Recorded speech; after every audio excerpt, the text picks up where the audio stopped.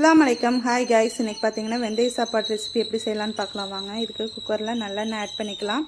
Add பண்ணிவிட்டு ஜீரகம், கடுகு இதெல்லாம் சேர்த்துட்டு நல்லா பொரிஞ்சு கிடச்சோன்னா 2 கொத்து கருவேப்பிலை ஆட் பண்ணிக்கலாம். 2 பச்சை மிளகாய் ஆட் பண்ணிக்கலாம். ஒரு கைப்பிடி அளவுக்கு சின்ன வெங்காயம் கட் பண்ணி சேர்த்துக்கலாம். ஒரே ஒரு குட்டியை ஒரு தக்காளி ஆட் பண்ணிக்கலாம். சேர்த்துட்டு நல்லா மிக்ஸ் கொடுத்துக்கலாம். இப்போ 1/2 ஸ்பூன் மஞ்சள் தூள், கொஞ்சமாக பெருங்காயத்தூள் சேர்த்துட்டு நல்லா வதக்கி கொடுத்துக்கலாம். நல்லா மிக்ஸ் ஆகி கிடைக்கணும். இப்போ இதுக்கு 2 பல் பூண்டு தட்டி போட்டு சேர்த்துட்டு இப்போ இதுக்கு தேவையான அளவு உப்பு சேர்த்துக்கலாம். உப்பு சேர்த்துட்டு இப்போ தண்ணி ஆட் பண்ணிக்கலாம்.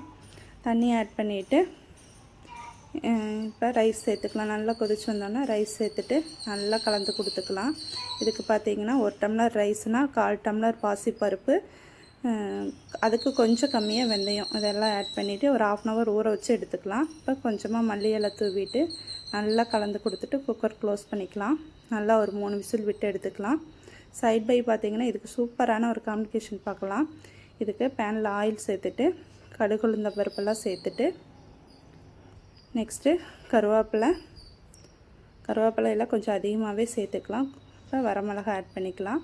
இப்போ தட்டி வச்சு 2 பூண்டு ஆட் பண்ணிவிட்டு நல்லா மிக்ஸ் கொடுத்துக்கலாம். ஒரு 1/2 ஸ்பூன் மஞ்சள் தூள், 1 ஸ்பூன் மிளகாய்த்தூள் ஆட் பண்ணிக்கலாம்.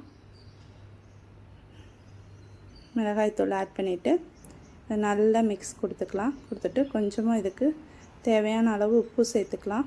உப்பு சேர்த்துட்டு இப்போ உருளைக்கிழங்கை பார்த்திங்கன்னா நல்லா கட் பண்ணிவிட்டு குக்கரில் போட்டு வேக வச்சு எடுத்துகிட்டு நல்லா தோல்லாம் நீக்கிட்டு நல்லா மசிச்சு எடுத்து இது கூட சேர்த்துக்கலாம். பேனில் சேர்த்துட்டு நல்லா கலந்து கொடுத்துக்கலாம். நல்லா சுருள கலந்து கொடுத்துக்கலாம். இப்போ இதில் சேர்த்துட்டு நல்லா ஒரு மிக்ஸ் கொடுத்துக்கலாம்.